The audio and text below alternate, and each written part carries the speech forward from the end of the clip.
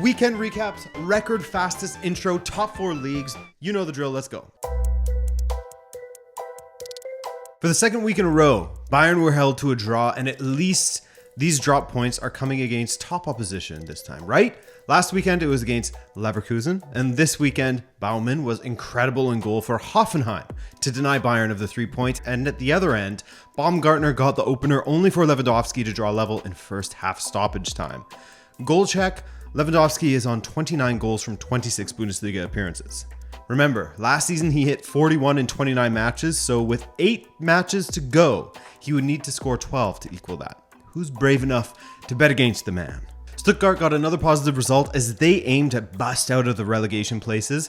This weekend, they drew with Union Berlin thanks to a 90th minute equalizer from Sasha Kaladzic. He's been in great form recently with 4 goal contributions from his last 5 matches. Taiwo Awoniyi with the goal for Union from the spot. Why not do a goal check on him while we're at it, as he's on 11 from 23 appearances. Late drama in SC Freiburg hosting Wolfsburg. We sung the praises of Christian Streich last weekend, and midweek he had his contract extended.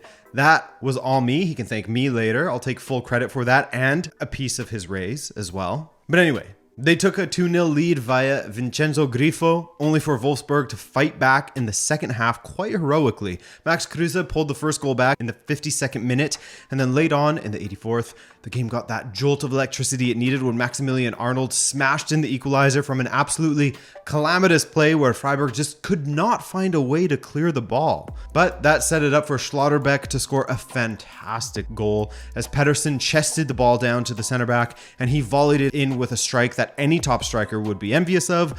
What a winner. What a fun match to take in as well. A team who we have spoken of regularly that needs to start winning matches. Gladbach took on a team that is hemorrhaging goals and points all the same. Hertha, they faced off this weekend, and unsurprisingly, it was Hertha who fell 2-0 away to Adi Hutter's side. Last weekend, they managed to blow a 2-0 lead to fall 3-2, while this weekend, Playa's penalty and Ginter's driven header at the back post gave them the victory to put some distance between themselves and the relegation playoff spot. Horrible news for both Bayer Leverkusen and Florian Wirtz, as he was stretchered off in some agony with what was determined to be a season-ending injury. Hate to see that for anyone, and that's such a young age as well. Compounding the pain even further for Leverkusen was that they fell 1-0 at home against Köln. Sort of the opposite kind of news for Borussia Dortmund, as they will have been happy to see the returns of both Erling Haaland and Gio Reyna this weekend. How they have missed those two very high quality players. And while, as Axel Witsel said, they didn't necessarily play that well against Arminia Bielefeld, Dortmund that is, 3 points is always important, and a clean sheet, that's always a welcome sight amongst Dortmund supporters, I'm sure. Eintracht Frankfurt made it 2 wins on the spin with their victory over Bochum this weekend, a game in which they had to come from behind. They started the second half as they finished the first a blistering pace, forcing an own goal from Masovic, and then Daichi Kamada was able to turn in a mishit shot to put them 2-1 up after just 6 minutes into the second half. From 1-0 down to up 2-1. And so with RB Leipzig absolutely beating up on Greuther Fürth 6-1, the picture at the top of the table is as follows. Bayern's lead has been cut to 7 points, and as you can see, Dortmund do indeed have a match in hand still. And despite their struggles, and Bayern have a few of their own, it's still close at the top. Atletico Madrid, that's what we like to see. They are getting better and better, and part of the reason has been the great form of João Felix, a guy who was either constantly injured, benched, and didn't have a chance to get back onto his feet, really. He scored early with a smart finish after just 3 minutes, all alone, odd angle, and he's now been involved in 6 goals in his last 5 appearances. But on the stroke of halftime, a La Liga mainstay, Alvaro Negredo, Man City legend, equalized for Cadiz. The second half was a really slow burner. Atleti slowing things down. Cadiz happy to sit off of them. As you could tell, they would have just been happy with a single point. And you can't really fault them for that, playing away at the Wanda Metropolitano. But in the 68th minute, a well-worked attack from Atleti, some quick 1-2s down the right led to a strike at goal from Correa being saved, only for Rodrigo de Paul to convert the rebound. Rodrigo de Paul, not Ball. That was his first La Liga goal for Atletico Madrid, by the way. Goals aren't something he's really known for, of course, but I'm just saying. 2-1, the final there. Villarreal bounced back from their 1-0 loss to Osasuna last weekend with a 1-0 win over Celta Vigo. Parejo converting from a cutback to score what was the eventual winner in this one. Levante and Espanyol drew 1-1, Getafe and Valencia drew 0-0 in the Bordales derby, and Rayo Vallecano versus Sevilla ended 1-1 as well after Thomas Delaney equalized for Sevilla after about an hour in that match. Now, Real Betis versus Athletic. Another solid performance from Real Betis as Borja Iglesias headed home at the back post after just 20 minutes, and they looked as though they were cruising toward a 1-0 victory. But that was thrown into some doubt at one point when Fekir got a little bit cocky and then unhinged. First off, he was goading Athletic Club with a little keepy-uppy between himself and William Carvalho. That's a great way to enrage your opponent. And of course, they scythed him down when they had the chance, to which Fekir responded by kicking out at a Bilbao player and getting himself sent off. Strange behavior from him, but Betis hang on for the victory. Real Sociedad, I used to call them the future champs, and they still are, at least in my heart. Are they on a championship winning trajectory? Nope. They aren't, but they have been in decent form lately. Well, decent besides that 4-1 loss to Real Madrid last weekend. But other than that blip, they have 3 wins from 4 with clean sheets in all of those wins. And this weekend, they got their win against Deportivo Alaves. Mikel Oyarzabal with the delivery from a free kick, and Zubamendi with the driven header past the keeper with 20 minutes remaining in that one. And they held on. Barcelona absolutely destroyed Osasuna as they put last week's difficult match behind them with a 14th minute penalty from Ferran Torres, and then Dembele took over.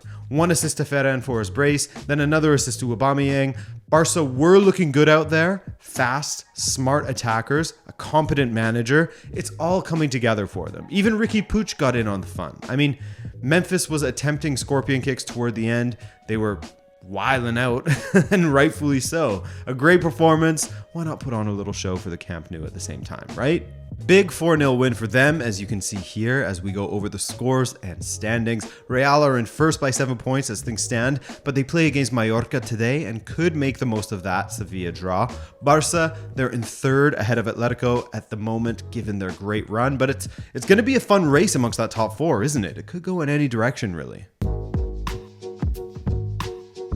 Everton are in big trouble, to quote Mourinho, as they hired an unproven manager in Frank Lampard to help them get out of a relegation fight, and things are not going so well at the moment. Again, we got to remember that they have 3 matches in hand on the clubs that surround them, Watford and Leeds, but it's still an uncomfortable picture for the supporters, no doubt, when you see them losing 1-0 at home against Wolves, and then you consider the matches that are coming for them. Just look at their schedule. Oof. But Ruben Neves, after scoring a beauty the other day, he set up Connor Cody for what was the eventual winner for Bruno Lage's side, and the pain was summed up for Everton as John Joe Kenny got himself sent off with 2 fouls in 3 minutes. That's tough times for the Toffees. Luis Diaz got what was the eventual winner for Liverpool up against Brighton as he nodded the ball past an onrushing Sanchez. Questions were raised as to how Sanchez wasn't sent off for that challenge on Diaz, as it was sort of the opposite of Mane on Ederson from years ago. Again, remember folks, intent doesn't matter, just whether you endanger the safety of your opponent with a challenge like that, which he absolutely did. But thankfully, Diaz was okay and played the full 90, while Salah scored from the spot to end his 3-match goalless run. 2-0 there. Christian Eriksen played another full 90 for Brentford this weekend in what was an incredible final 10 minutes or so against Burnley at home. Eriksen provided an inch-perfect assist for Ivan Toney to head home what was the winner at the back post for his first goal contribution in 3 appearances for Brentford, while Toney also converted a penalty late on to take his tally up to 5 goals in his last 2 matches. He's been in great form recently, hasn't he? History was made of Manchester United versus Tottenham as Ronaldo scored a hat-trick, taking his all-time tally for goals in competitive matches above the former record holder, Joseph Bican, meaning yes, Cristiano Ronaldo has officially scored more goals in competitive matches than any other player in the history of football. Add that to his records for the most goals in international football and the Champions League. I mean, that's just ridiculous. And it wasn't just a trio of tap-ins or anything like that, as he lifted United over Spurs with a banging goal from distance on 12 minutes. The second was a tap-in, actually. But the third, a towering header, classic Ronaldo. As for Spurs, while they had moments where they were certainly the better side, their goals came from the penalty spot, Kane converting, and then an own goal from Mr. Jacob Harry Maguire. Overall, United looked far more dangerous in the attack and looked great off of the ball with their pressing as well. A 3-2 win for Rangnick and United, taking points off of Spurs, who could still pass them with wins in their matches in hand.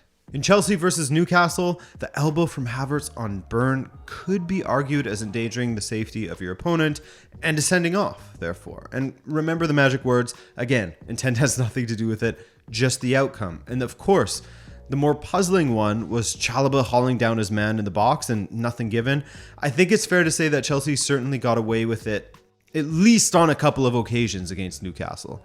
And by the way, before Chelsea supporters get defensive, because some certainly have been defensive lately with what's going on with their club, which is understandable. But I'm not insinuating anything across the entire season when it comes to favorable calls in Chelsea, just from what I saw in this match alone as a neutral. I'm not a referee, conspiracy theorist, or anything like that. Overall, the draw would have been a fair result between these two, but when Havertz is in this kind of form, wow. I mean, the way he patted the ball down and then stroked it past Dubravka, it was a chef kiss moment, beautiful goal. And when you have special players like him and Jorginho, who supplied a perfect ball in, this is always possible. No doubt Newcastle supporters will feel aggrieved given Havertz very well could have been sent off in the first half with that loose elbow, but that aside, the quality of the goal was high, and he nearly added a second later on as he had his strike deflect off of Dubravka, bounce off the bar, and get cleared out. He's finally hitting that sort of form that he was in at Leverkusen. So Chelsea ended Newcastle's unbeaten run at 8 matches. Leeds United got their first win under Jesse Marsch, and it couldn't have come later in the match. The final minutes of this one were mad, man, as Kenny McLean equalized in the 90th minute for Norwich, only for Rafinha and Gelhardt to combine in the 94th minute for the winner. Ellen Rowe going crazy. They had to win that one. They simply had to, as they need to take points off of the teams below them like Norwich, and my God, was it ever electric. And the need for points was amplified by Watford's somewhat surprising win over Southampton. Southampton was on such a great run of form, but out of nowhere, they have lost 3 matches on the trot. Watford, of course, showed signs of life against Arsenal last weekend, I believe it was, eventually falling 3-2. So I guess the Hodgson effect is in play now. Well, it absolutely is for Cucho Hernandez. After that stunning goal against Arsenal, he scored a brace against Southampton in this victory. Another match with a bit of a late show as West Ham, propelled by Said Benrahma's playmaking ability, beat the very much in form Aston Villa 2-1.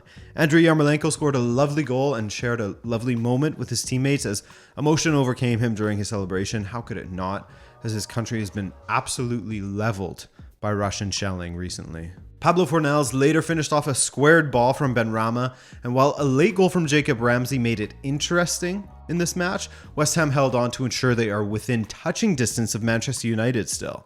Arsenal continued to look great as they took on Leicester, and while their attack was as electric as it has been of late, the goal they scored in the first half was yet another condemnation of Brendan Rodgers and his side's inability to defend corners. My goodness, it was completely nonchalant from Arsenal. A ball to the near post, and Partey just guided it past Schmeichel. Easy.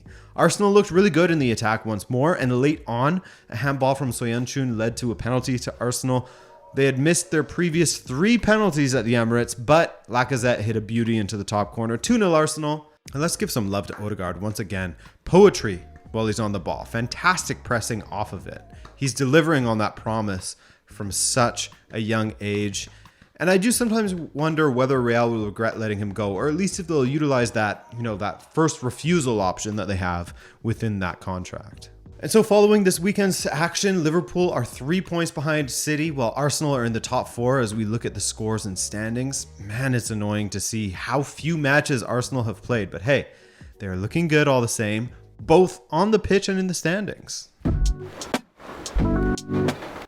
Sassuolo matches have proven to be very, very entertaining recently, and this past weekend was no exception as they played out a 2-2 draw with Salernitana, with Sassuolo playing with 10 men from the 59th minute on. Giacomo Raspadori, of all people, getting 2 yellows in 2 minutes and getting himself sent off, leaving an opportunity for Salernitana with half an hour remaining in the match. Milan Djuric made the most of it to make it 2-2. That was the final, as I mentioned before. Rejoice! Supporters of Spezia, after 5 matches without a win dating back to January 23rd, they finally got a victory this weekend as they hosted well, Cagliari, a side that for my money could be going down this season. Spezia achieved their victory royale via 2 second-half goals from Erlich and Manage for a 2-0 victory, and Cagliari didn't come alive until late on when it was too late. Now that's analysis. Sampdoria had a bit of a nightmare defensively against Juve, with mistakes costing them big time. First off, we saw Maya Yoshida turn a ball into his own goal, and a few minutes later, a foul gave away a penalty to make it 2-0 Juve. Morata scoring from the spot as Vlahovic was rested for most of this match at least, given Juve have an important Champions League fixture awaiting them. No Mata, as Morata got a brace in Juve's 3-1 victory. Someone please kill me for making that joke. Missed penalty from Candreva while Juve was leading 2-0. Could have made this a bit different, but 3-1 in the end. Napoli went away to Hellas Verona.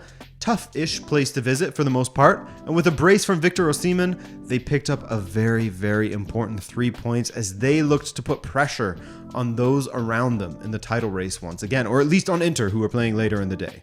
Osimhen has now scored 9 goals in 19, as Napoli haven't exactly been in a free-scoring mood lately. It's been a bit of a slog for them, which is worrying from a performance point of view, but they are still getting results. If they find their early season form again, oh boy, we'll have a fun race to the title. I mean, it's fun enough as is, but with Napoli flying, the entertainment value will just skyrocket.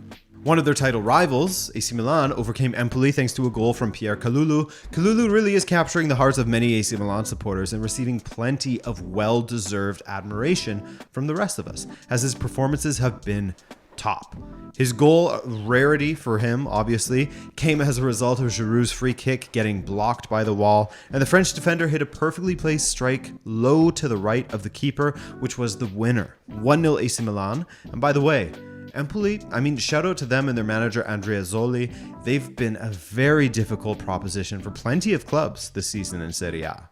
Lucas Torreira's rare goal was the winner for Fiorentina as they played host to Bologna, while Atalanta were wasteful against Genoa in a 0-0 draw. Since Blasin's taken over at Genoa, by the way, they have drawn every single match. 5 0-0s and 2 1-1s in there. AS Roma labored to a 1-1 draw themselves against Udinese, which was a nice open match that saw Udinese come close to doubling their lead a few times late on. Credit to Patricio for some of the saves he was pulling off.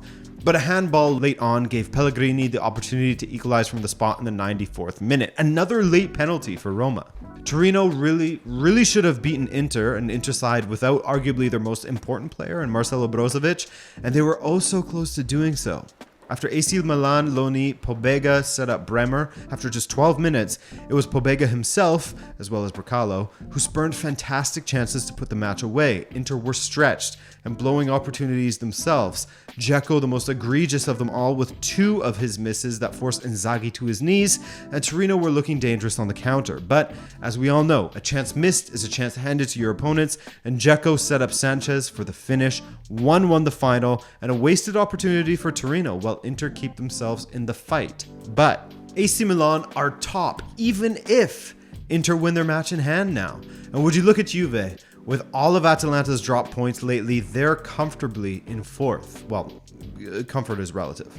Hey guys, that's it for this video. I appreciate you for coming out, and I'm so excited to watch some Champions League with you tomorrow, for better or worse, in Benfica's case. Aside from that, more content is on the way as well. Take care, guys.